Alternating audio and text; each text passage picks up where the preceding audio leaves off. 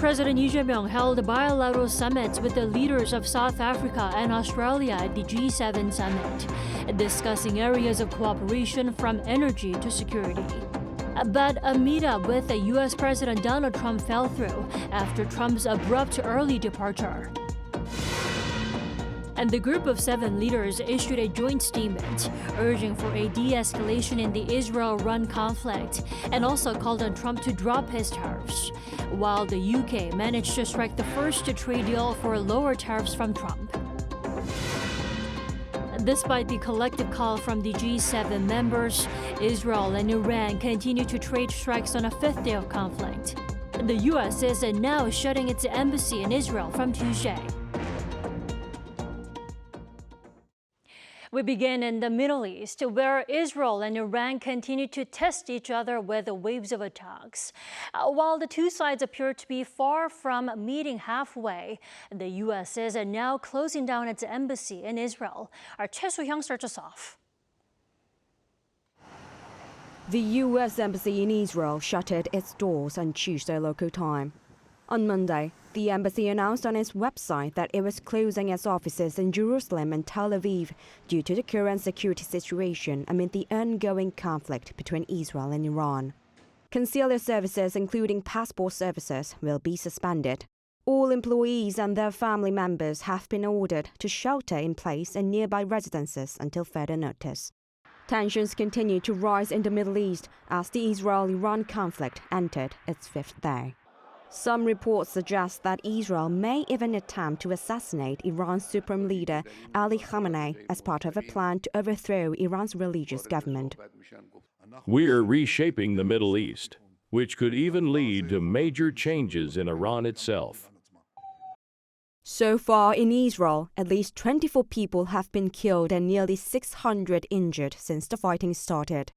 In Iran, more than 224 people have been killed and around 1,400 have been injured. On Monday evening, the Israeli military conducted airstrikes in Iran's capital Tehran, including the state-run IRIB broadcaster and the Islamic Revolutionary Guard Corps headquarters, killing Ali Shatmani, who was identified as Iran's wartime chief of staff.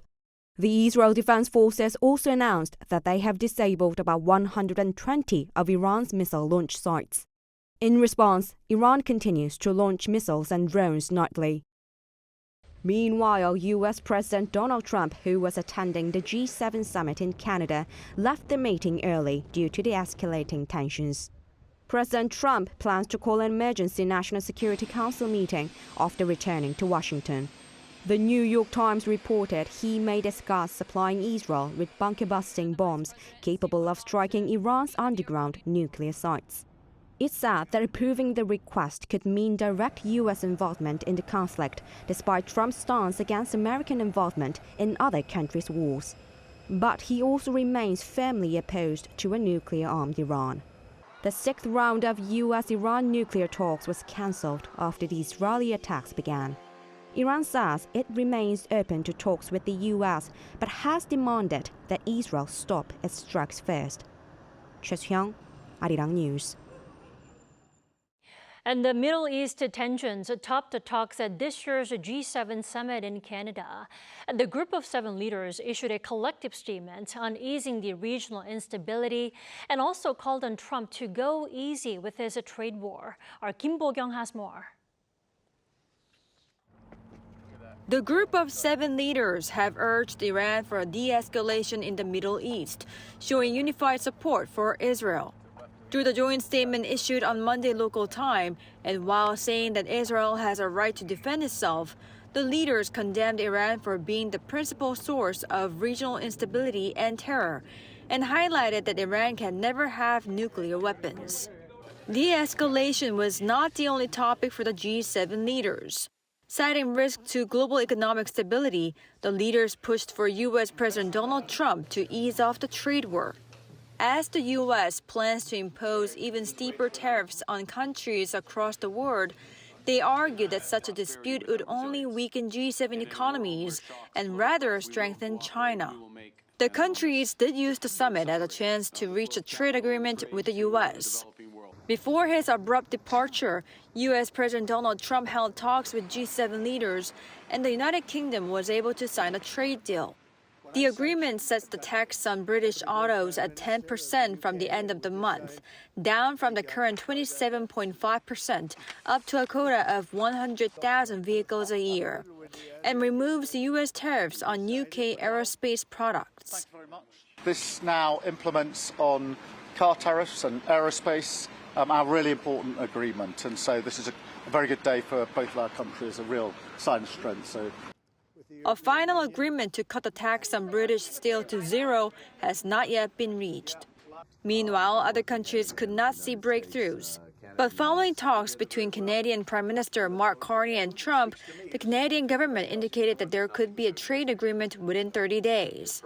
Japanese Prime Minister Shigeru Ishiba reportedly discussed a solution that aligns with Japan's national interests during a 30-minute conversation with President Trump, but said there still are existing differences that needed to be worked out.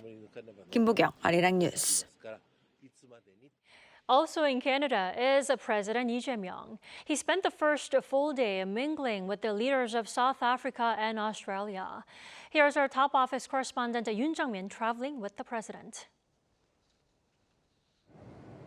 On his way to Canada to attend the G7 summit, South Korea's new president Lee Jae-myung was asked about the timing of the G7 summit during an impromptu press conference on board Korea's Air Force One. 지금 취임한 지 며칠 되지 않아서 국제회의에 참석하는 건 무리가 있는 게 분명합니다. 이 국제사회에 대한민국이 신속하게 정상화됐다는 것을 좀 보여주는 게 필요하다라는 의견도 있었고. By that, he meant filling the leadership vacuum following the martial law incident. The president started off his resumption of summit diplomacy by holding bilateral meetings with invited non-G7 countries, South Africa and Australia, on his first day in Canada. President Lee met South African President Cyril Ramaphosa and Australian Prime Minister Anthony Albanese separately, and in those meetings, he addressed cooperation on the economy and energy, building upon friendships dating back to the Korean War over 7 decades ago. Also addressed was regional security surrounding the Korean peninsula. Lee also invited Albanese to the APEC summit in Korea, while Ramaphosa invited Lee to the G20 summit in South Africa later this year. In the evening, President Lee and First Lady Kim Hae-kyung were hosted by Canada for dinner. Also in the South Korean president's mind for this trip was trade with the U.S., but his expected meeting with President Trump fell through, as the American leader cut short his trip to the G7, citing the crisis in the Middle East. The U.S. side contacted us, asking for our understanding for what has happened. President Lee's summit with Japanese Prime Minister Shigeru Ishiba is slated for Tuesday, local time. Earlier on board the Air Force One, President Lee did note that he seeks to yield results that are mutually beneficial when it comes to trade talks with the U.S. The Trump administration's deadline for tariff negotiations is set for early July. Yoon Jung-min, Arirang News, Calgary. As President Lee Jae-myung makes his diplomatic debut at the G7 summit in Canada, we have our foreign affairs correspondent Oh Soo-young in the studio to discuss this significance and also the outlook for his global engagements. Soo-young, it's always good to have you with us. Oh, it's lovely to see you in the evening, Tammy. So Soo-young, let's begin with the significance of President Lee Jae-myung's attendance at the G7 summit. What does it mean for South Korea? Sure. So this occasion, it not only serves as an opportunity for President Lee Jae-myung to make his diplomatic debut, but also reaffirm South Korea's position in the world, signaling that it is very much back as an essential actor in global governance. And this, of course, follows months of leadership vacuum after impeached President Yoon Suk-yeol's martial law declaration last December. Now, South Korea is not within the top 7 economies, but it is indeed an essential partner economically, technologically, and also militarily for the world's biggest powers, given its key position in essential supply chains and so on. Now, South Korea has been invited to the G7 as an observer country since 2021 during the Moon and Yoon administrations, except in 2024 when Italy was the host. Right. Now, when it comes to Yi's bilateral meetings, wasn't there high anticipation for a sit-down with U.S. President Donald Trump, who, by the way, left early, right? That's right. So Presidents Lee and Trump, it would have been their first summit after both leaders took office earlier this year. And well, it is customary for the South Korean and US leaders to meet early in their terms to reaffirm the bilateral alliance. However, President Trump, he did appear focused on the escalating Middle East situation, which of course forced this early departure from the G7 summit. So it was a missed opportunity for both sides. Their first face-to-face meeting would have signaled the strength of the alliance and perhaps addressed even dialogue opportunities with North Korea, given the recent easing of inter-Korean tensions, and most of all, produced some top-level progress, perhaps, on the ongoing bilateral tariff discussions. Now, with the July 8th deadline for renegotiating America's reciprocal tariffs, President Lee was expected to push for a postponement during his meeting with Trump. Now, this would ideally allow more time for working-level talks, negotiations to narrow down differences over tariffs on Korean steel, semiconductors and automobiles. Still, experts remain quite positive that Washington could be receptive to its partner countries in the near future. I think we're hearing from the United States, without involvement with Korea, within Trump administration, we are hearing words that there is a possibility for the July 8th or July 9th deadline being pushed further back. Further delays may be possible, and Trump may be considering that. And I think U.S. Treasury Secretary has mentioned such possibilities. So I think Korea should capitalize on that possibility and not hurrying for any kind of a hurried agreement to be signed between the two sides.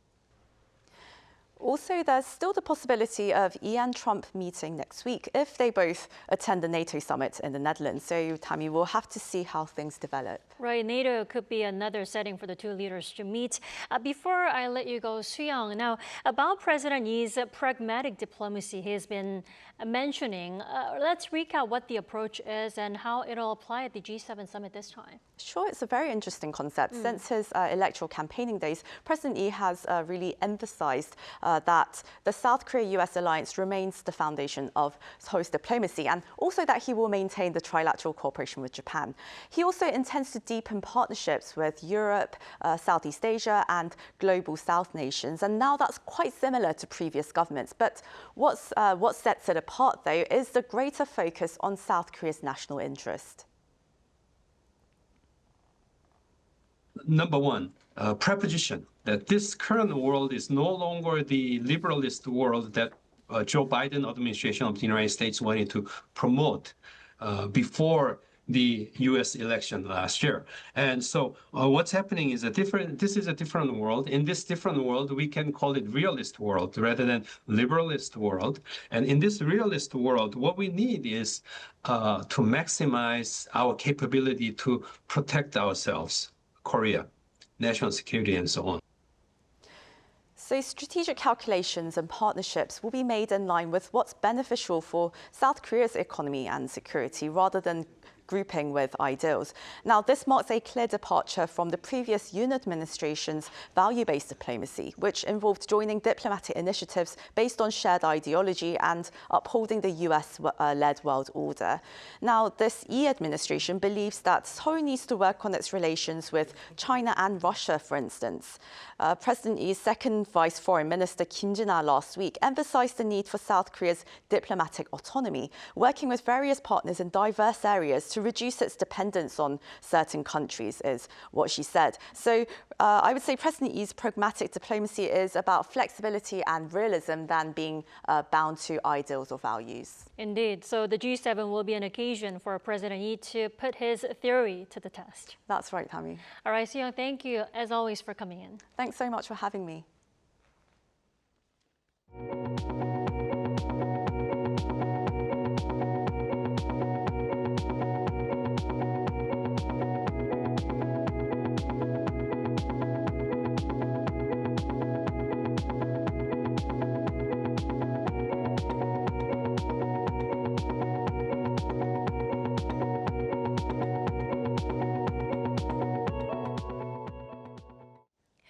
The benchmark KOSPI hovered around the 2,900 mark yet again on Tuesday after being so close to breaking the 3,000 mark. Our Park Junan has the details. South Korea's benchmark KOSPI ended trading on Tuesday at 2,950.3 points. This marks a 0.12% increase from Monday's market close. The stocks that drove market momentum were South Korea's tech giants, Samsung Electronics and SK hynix. As of 2:15 p.m., Samsung Electronics, which makes up about 12.4% of the benchmark index, climbed 2.7% to 58,901. While SK hynix, accounting for around 6.5% of the market, briefly hit an all-time high of 260,000 won before slipping to 250,000 won. The index recently had already moved up while semiconductor stocks lagged. But as AI demand continues to grow, a positive outlook for chip stocks is being rebuilt, particularly around SK hynix, which remains competitive in AI-related memory products, especially high-bandwidth memory. With the KOSPI now at a critical turning point, shifting from the current 2,000 level toward the 3,000 mark, both domestic and global investors are closely monitoring the situation to see whether it can break through and sustain a position above 3,000.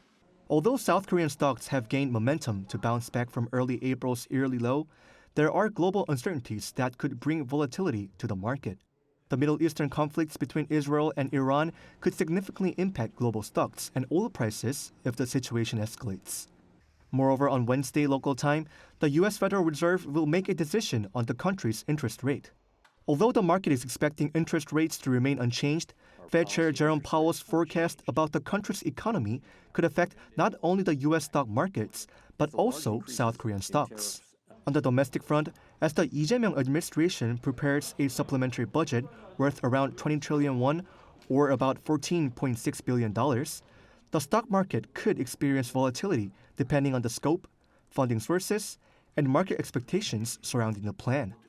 Park Jun-han, Arirang News. Korea's overseas shipments of automobiles lost ground in May, but sales of eco-friendly cars exceeded that of gasoline-powered cars for the first time ever. Moon Ji-young has more. South Korea's car exports shrank last month as outbound shipments to the U.S. sharply dropped on Washington's hefty tariff on imported vehicles. That's according to the latest automotive trend report released by the Ministry of Trade, Industry and Energy on Tuesday, which showed the country's auto exports came at $6.2 billion, down over 4% from a year earlier. The figure marks the second consecutive month of decreases, but is the second highest export value for any May. In terms of volume, exports fell by more than 3% on year. However, exports of eco-friendly vehicles went up more than 10% to record a new monthly high thanks to strong demand for hybrid cars. The Trade Ministry attributed the overall decrease in auto exports to a base effect from a record monthly figure posted a year earlier and the impacts of the Trump administration's 25% tariff on all imported cars and auto parts. Exports to the U.S. decreased by more than 27% on year in May. The ministry further explained that this decrease appears to have been influenced by the start of mass local production at Hyundai Motor Group's Meta Plant America in the U.S. state of Georgia. Meanwhile, here at home, sales of eco-friendly cars have increased by 39% from the previous year and now exceeds sales of gasoline-powered cars for the first time ever. This is driven by strong demand for hybrid cars, with sales rising more than 31% year-on-year, as well as EVs and plug-in hybrids. In terms of domestic production, South Korean car makers produced 3.1% fewer vehicles compared to the previous year, recording 359,000 units due to decreased exports. Moon Ji-young, Arirang News. This week, Seoul and Tokyo celebrate 60 years of normalizing diplomatic relations. And the Japanese embassy here in Seoul held a reception to celebrate the milestone, with the theme being Hand in Hand Towards a Better Future, which was also echoed by President Lee Jae-myung. Our Pyongyang reports. From historic highs and lows, South Korea and Japan are pledging to move forward, hand in hand, towards a better future. That was the message President Lee Jae-myung and senior diplomats, as both nations mark 60 years since normalizing bilateral relations. On Monday, the Japanese embassy in Seoul hosted a reception to mark the milestone, reflecting on the 1965 Treaty on Basic Relations, signed 20 years after Korea's liberation from Japan's colonial rule at the end of World War II. They also agreed on economic cooperation and a claim settlement, under which Japan provided $300 million in grants and $200 million in loans over 10 years. Over the past 6 decades, annual trade between the two neighbors has surged from just $200 million to around $70 billion last year, a 350-fold increase. And people traveling between the two countries, numbering around 10,000 in 1965, has now surpassed 12 million a year. But history remains a sensitive fault line. Japan's wartime forced labor, its sexual enslavement of so-called comfort women, and territorial disputes have long fueled friction, which spiraled in 2019 into a full-blown diplomatic and trade standoff. The Yoon Suk-yeol government moved to mend ties, restoring reciprocal visits between leaders and strengthening trilateral cooperation with the United States. President Lee Jae-myung has signaled continued engagement, speaking via video due to his trip to Canada to attend the G7 summit. 격변하는 국제 정세 속에서 우리 양국은 함께 대응 방안을 모색해야 하는 중요한 파트너입니다. Japan's ambassador Mizushima Koichi said the two nations should now build new momentum for the decades ahead and emphasize the importance of trilateral ties with the U.S. Japan's special advisor to the Prime Minister Nagashima Akihisa, who also heads the Japan-Korea Parliamentarians Union, called for broader cooperation. Expanding bilateral communication and cooperation is no longer a choice, but a necessity. This applies across various sectors, including security, economy, energy, technology, and culture. The commemorations will continue on Thursday in Tokyo, where Japanese Prime Minister Shigeru Ishiba is set to attend a corresponding reception hosted by the Korean Embassy. But first, President Lee and Prime Minister Ishiba could well hold their first meeting on the sidelines of the G7 summit. Yaong, Arirang News.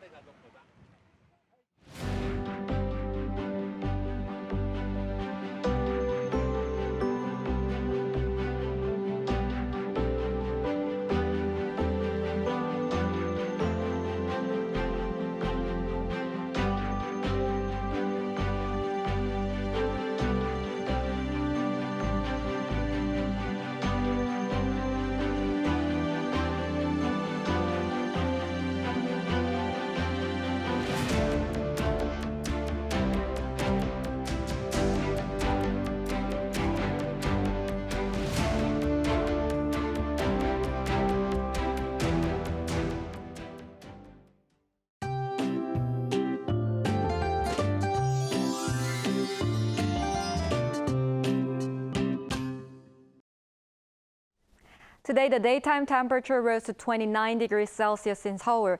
It will get hotter tomorrow at 31 degrees, and it will reach 32 degrees the day after tomorrow. For the time being, daytime temperatures will stay at around 30 degrees around the inland areas. With high humidity, it feels even hotter than the actual readings. In addition, the ultraviolet index is also strong from the morning. It will start at high to very high levels in the morning, then soar to very high levels all over the country in the afternoon. Some protection is necessary under the sunshine. Tomorrow morning will be very similar to today at around 20 to 21 degrees in most parts of the country. Highs will move up to 33 degrees in Daegu and Gyeongju, 29 degrees in Jeju. Rain is forecast from Thursday night for central parts of the country and western parts of Jeollabuk-do province. Then it will spread nationwide on Friday and Saturday. That's all for Korea. Here are the weather conditions around the world.